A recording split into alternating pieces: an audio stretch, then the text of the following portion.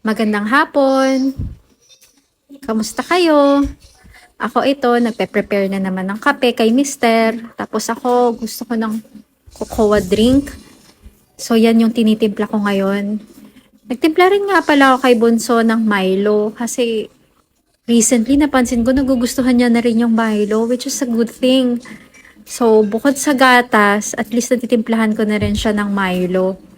Pero yung napapanood nyo ngayon, and yung kung paano ko timplahin yung cocoa drink ko. Pass muna ako sa kape ngayon para maiba naman. Nilalagyan ko yan ng gatas, tsaka ng kondensada. Pero kung wala kayong kondensada, brown sugar, pwede na rin. Tapos nagkamali nga ako dyan, hindi ko lalagyan ng mainit na tubig, kaya hindi natunaw ng maigi yung cocoa drink. But okay lang, masarap pa rin naman nung nainom ko yan. Ganyan talaga siguro pag natanda, magiging makakalimutin na. Nung kay Bunso, konting-konting Milo lang yung tinitimpla ko sa kanya. Kasi madalas naman hindi niya rin nauubos. Nasasayang lang.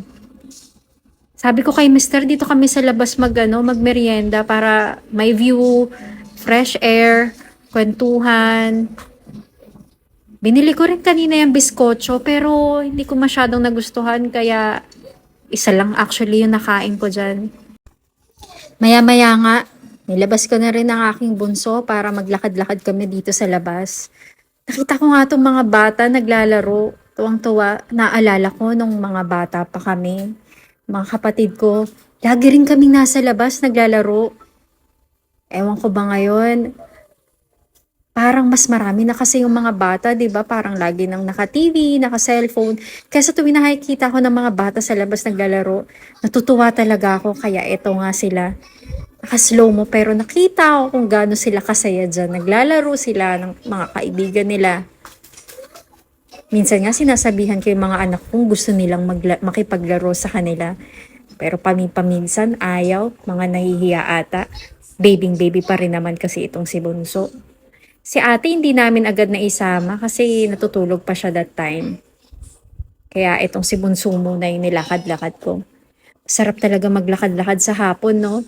Fresh air pa sa amin dito sa lugar namin. Kaya ginagrab ko talaga yung opportunity every afternoon din para makapaglakad-lakad. Basta hindi umuulan.